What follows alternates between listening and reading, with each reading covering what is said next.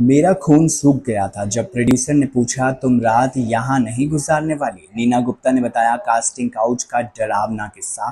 Film industry में हर तरह के लोग होते हैं। नीना गुप्ता ने खुलासा किया था कि इंडस्ट्री में उनका भी कास्टिंग काउच से सामना हो चुका है। बॉलीवुड में रहकर ढेर सारा एक्सपीरियंस हासिल कर चुकी नीना गुप्ता कास्टिंग काउच भी झेल चुकी हैं। जी हाँ, इस बारे में नीना गुप्ता ने खुद बताया था। उन्होंने बताया था कि इंडस्ट्री में लोग काम तलाश रहे लोगों से फेवर मांगते हैं। ऐसा उनके साथ हो चुका है। काम के मौके देने के लिए बदले में एडवांटेज लेने की कहानी नीना गुप्ता ने सुनाई। एक्ट्रेस ने अपने साथ हुई एक घटना को शेयर करते हुए बताया था कि उनकी जिंदगी में भी एक बार ऐसा मौका आया था जब नीना को कास्टिंग काउच का सामना करना पड़ा था।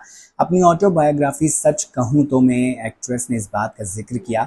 64 साल की नीना गुप्ता ने बताया था कि वो एक प्रोड्यूसर ने उन्हें फ़ोन कर होटल के एक कमरे के लिए में मीटिंग के लिए बुलाया। इसके बदले में वो उनके एक रोल ऑफ़र कर रहा था। उस वक्त एक्ट्रेस मुंबई के पृथ्वी थिएटर में अपना परफॉर्मेंस ख़त्म करके होटल जाने की तैयारी कर रही थी, क्योंकि जुहू से उन्हें ये होटल पास में पड़ रहा था। उसके बाद नीना को कुछ गलत होने का आभास हुआ। नीना ने बताया, उस वक्त मेरे मन से आवाज़ आई कि मुझे सीढ़ियों से ऊपर नहीं जाना चाहिए, तो मैंने सोचा कि मुझे उसे ऊपर से नीचे लॉबी में ही बुला लेना चाहिए। लेकिन नीना को इस बात का डर था कि कहीं वो इस मौके को हाथ से ना गंवा दें। ऐसे में उन्होंने ऊपर कमरे में जाने का फैसला किया। वहां पहुंचने पर प्रोड्यूसर ने उन्हें फिल्म की कहानी बतानी शुरू कर दी। इसके बाद प्रोड्यूसर ने उन्हें हीरोइन की दोस्त का रोल ऑफर किया। जब नीना को रोल के बारे में पता चला तो उन्होंने कहा कि वो इस रोल में इंटरेस्टेड नहीं है। ऐसे में उन्होंने कहा कि अब उन्हें चलना चाहिए। इसके बाद जो हुआ उससे वो शॉक हो गई। नीना ने बताया कि प्रोड्यूसर ने उनसे पूछा कि कहाँ जा रही हो, तुम क्या यहाँ रात नहीं गुजारने वाली हो। एक्ट्रेस ने अपनी किताब में लिखा है कि ये सुनकर मेरा खून सूख गया था। ऐसा लगा कि किसी ने बाल्टी भरकर बर्फ का पानी मेरे सिर पर डाल दिया हो। हालांकि नीना ने यह भी रिवील किया कि उस प्रोड्यूसर ने उन्हें कुछ भी करने के लिए फोर्स नहीं किया था और वो चुपचाप वहां से उसके बाद चली आई थी। इस दिलचस्प किस्से को लेकर आप क्या कहेंगे, कमेंट सेक्शन में ज़रूर बताइए। श्रद्धा कपूर की मौसी बनने वाली थी राम तेरी गंगा मैली की हीरोइन, लेकिन इस वजह से उन्होंने ठुकरा दिया ऑफर। जी हाँ, आज एक बार फिर हम आपको बॉलीवुड के पुराने दिनों में लेकर जाते हैं जब बॉक्स ऑफिस पर फिल्म राम तेरी गंगा मैली रिलीज हुई थी। इससे जुड़ा एक दिलचस्प किस्सा है। दरअसल पद्मिनी कोल्हापुरे का नाम बॉलीवुड की कामयाब एक्ट्रेसेस में शुमार है।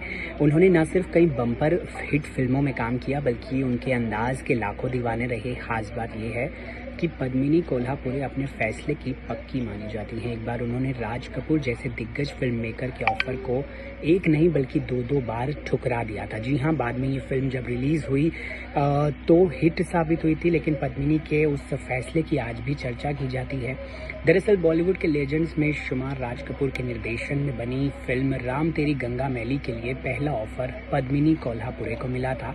राज कपूर को लीड किरदार के लिए मंदाकिनी नहीं बल्कि पद्मिनी पसंद आई थी और इसलिए ही उन्होंने पद्मिनी को सबसे पहले फिल्म ऑफर की थी। लेकिन एक खास वजह से पद्मिनी ने इस किरदार को निभाने से साफ मना कर दिया।